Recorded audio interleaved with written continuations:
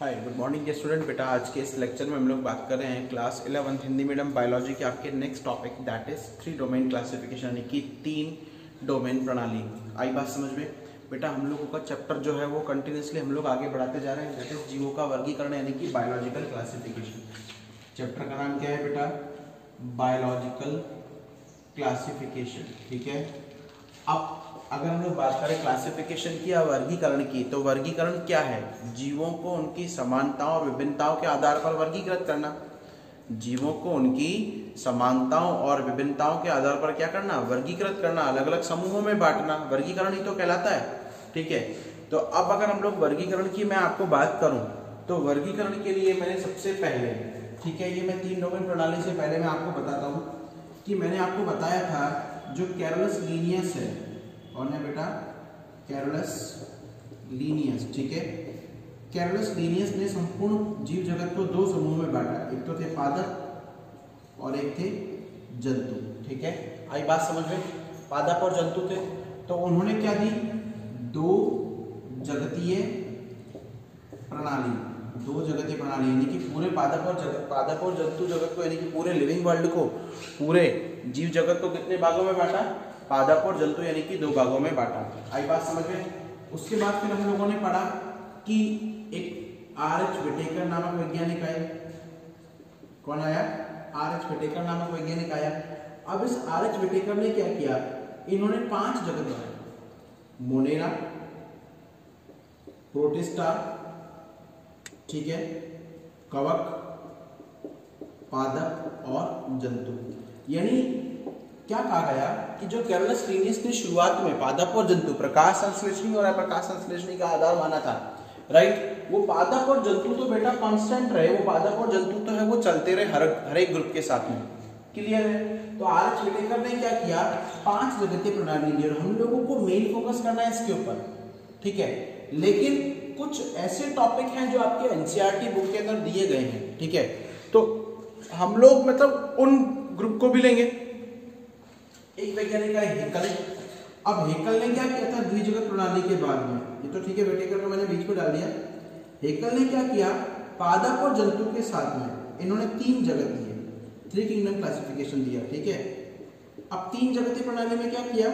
एक तो पादप था, ठीक है, एक जंतु थे और एक उन्होंने प्रोटिस्टा डाल दिया। ओके, तो इस तरीके से अलग अलग बनते गए। ठीक है, अब आता है 3 डोमेन प्रणाली। डोमेन का मतलब पता है क्या होता है? आप लोगों को अगर दिमाग में क्वेश्चन आ रहा है कि सर आप किंगडम बोल रहे हो, डोमेन बोल रहे हो, ठीक है, डोमेन जो है वो जगत से बड़ा होता है। आई बात समझ में? कई बार क्वेश्चन आता है कि सर डोमेन बड़ा है या जगत बड़ा है। नॉर्मली अगर हम लोग बात करें तो 3 डोमेन प्रणाली जो है वो सबसे पहले बच्चे किसने दी थी? कार्ल वूज ने दी थी। किसने दी थी बेटा? Carl Woese. ये अपने आप में एक अल्ट्रा इंपॉर्टेंट करता है, बहुत ही ज्यादा इंपॉर्टेंट है ये साइंटिस्ट का नाम, और काफी बार क्वेश्चन पेपर में पूछा गया है। आई बात समझ में? कौन थे बेटा? Carl Woese. ठीक है, कार्ल वूज ने किया था। आई बात समझ में? क्लियर है? उन्होंने क्या किया? उन्होंने जो पूरा पादप जगत था, ये पूरा जो जंतु जगत है, सॉरी, जो पूरा जीव जगत है, अब इस जीव जगत के 3 डोमेन बना दिए। कितने डोमेन बना दिए बेटा? 3 डोमेन बना दिए। पहला डोमेन तो बनाया उन्होंने आर्किया का, ठीक है, आर्किया, जिसमें आर्की बैक्टीरिया। दूसरा बनाया उसमें यू बैक्टीरिया। आई बात समझ में? तीसरा बनाया यूकैरिया का। यानी 3 डोमेन के अंदर उन्होंने किया क्या? एक्चुअल में क्या किया था? देखो, मैंने आपको बताया था कि मोनेरा के अंदर 2 भाग होते हैं, आर्किया, आर्की बैक्टीरिया और यू बैक्टीरिया। अब मोनेरा में कौन से जीव आते हैं बेटा? प्रोकैरियोटिक, यही तो आते हैं, प्रोकैरियोटिक जीव मोनेरा के अंदर आते हैं। ठीक है, प्रोकैरियोटिक प्लस एक कोशिकीय। याद रखिएगा काफी बार ये जो चीजें है ना, अगर आप ये लेक्चर देखोगे और उसके बाद नॉर्मली आप अपनी बुक भी पढ़ोगे ना, तो आपको नोट्स की रिक्वायरमेंट नहीं पड़ेगी। लेकिन आजकल लोगों ने क्या फंडा बना रखा है कि नोट्स इज बेटर।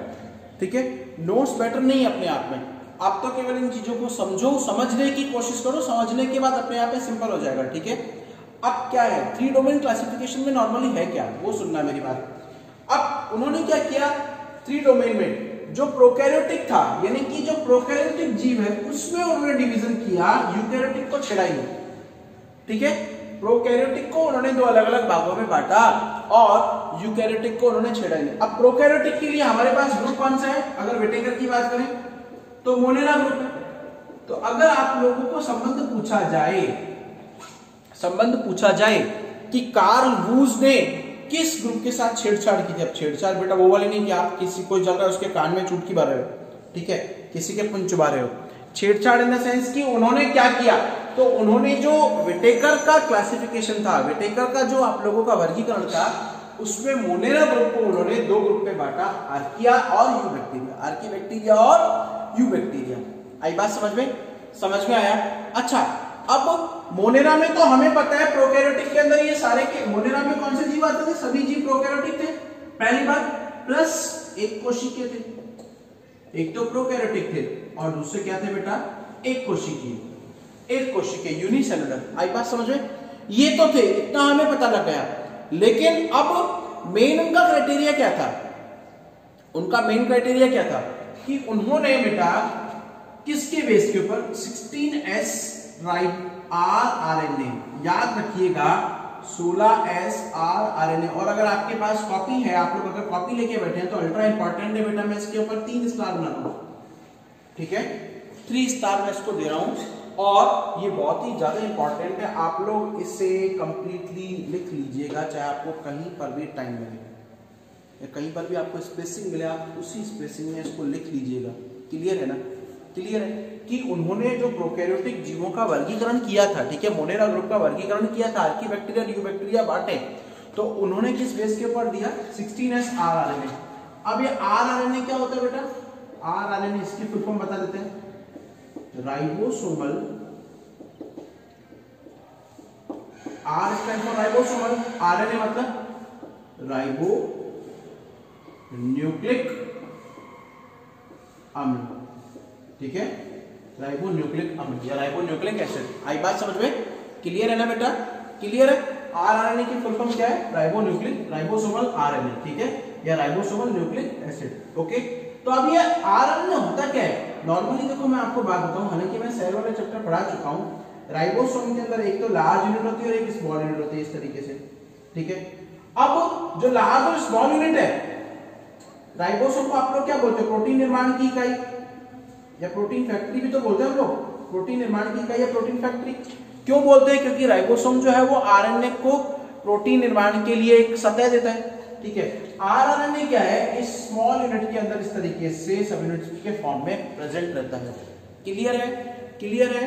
तो कार्ल वूज ने 3 डोमेन प्रणाली दी, उन्होंने आर्किया, यूबैक्टीरिया यानी कि प्रोकैरियोटिक को उन्होंने डिवाइड किया। अगर पूछा जाए सेल के बेस के ऊपर तो कौन सी सेल को डिवाइड किया? प्रोकैरियोटिक को।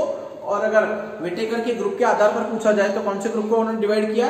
उन्होंने डिवाइड किया किसको? मोनेरा को, ठीक है। फिर यूकैरिया मतलब जिसमें सारे जीव कैसे थे? यूकैरियोटिक थे। अब यूकैरियोटिक अगर प्रोटिस्टा की बात करें तो इसमें क्या थे? यूनिसेलुलर एक कोशिकीय यूकैरियोटिक थे।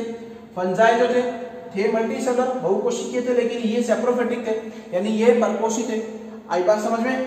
पादप है, पादप और जंतु वो कांस्टेंट रहे। तो इस तरीके से ये 3 डोमेन प्रणाली जो है वो प्रतिपादित की गई थी। क्लियर है ना बेटा? क्लियर है ना?